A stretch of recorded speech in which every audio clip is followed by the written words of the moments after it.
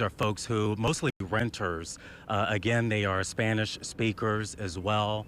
So yeah, they are just trying to figure out what's next. These are people presumably will be leaning on state resources, leaning on FEMA. I'm pretty sure when those workers come through here, they will see the desperate need, because I'm also looking, I don't know if you can see in the camera, I'm also looking at people farther away walking through this water, trying to get out of these neighborhoods and figure out what is next. So yes, this is a community, low-income community, mostly Spanish speakers, and yes, they do need help in this area. You know, when I was looking at your video as he zoomed in, who's your photographer there, Ty? Who is it?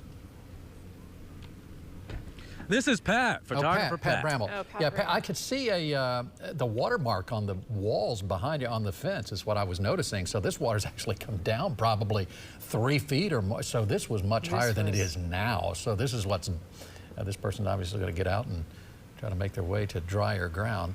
It's crazy to think that you're on a street, you're not in like a canal as they, this person just kind of brought them to safety. It looks like going to go back and maybe find someone else. Right. You never know what, you have to charge your phones, you have to stay in touch, you have to check on other family members. And there's that wall down there where I was noticing the watermark, and these people waist deep in water. Yeah. You hate to think about that, though, walking through that water, but because, as to your point, Ty, you just don't know what else is in that water. There are a lot of infrastructure compromises across Hillsborough County, and this storm has taken an enormous toll. And so we would typically tell people just stay out of that water, don't go in that water. But it doesn't look like these people have many options. Well, they have to find food. They don't have to find many help options here, and I see some people, some people are walking. I don't know if, Pat, can you see them? They're walking as well. I mean, this is just we got a glimpse of that. Heartbreaking, because there are no other ways to get out. Yeah. Well, again, and just to remind folks, because we've been talking a while now, just before this live shot, I want to tell you. Go ahead, Ty, sorry. Oh, no worries, Keith. I just wanted to say, just before this live shot, we did see even more water rescue vehicles from the Hillsborough County Sheriff's leave this area. So you can tell that even for deputies, they were having a tough time accessing this area, that they needed their high-tech equipment. Yeah. And are they letting people evacuate voluntarily, or are they requesting people leave? Are they leaving it up to the residents?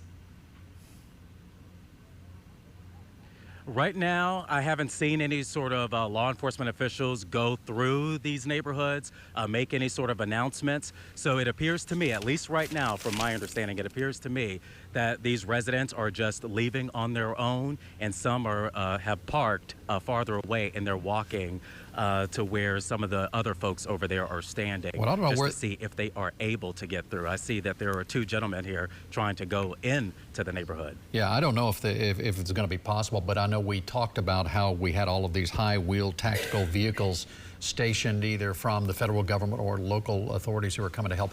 But I mean, what we're looking at, unfortunately, is being repeated in many areas. Melissa Marino, as Jim was pointing out, had gone out with the sheriff's office, and they were just hauling people, you know, right and left out of their homes, because I mean, you can't live. If you see the water where it is now, and you know that it's actually come down a little bit, you can see it's almost in that apartment building or whatever is behind you in the background. I mean, it's got to be, you know, waist high inside, so you can't live in like that. You have to get out, and it may not be life-threatening, but it could be. Well, and I'm looking right now, Ty, at an update from Hillsborough County that said they have conducted more than 500 rescues, 104 pet rescues in response to Hurricane Milton. Among those, approximately 135 people who were rescued from an assisted living facility, as you mentioned at the top of your live shot, right there in that university area.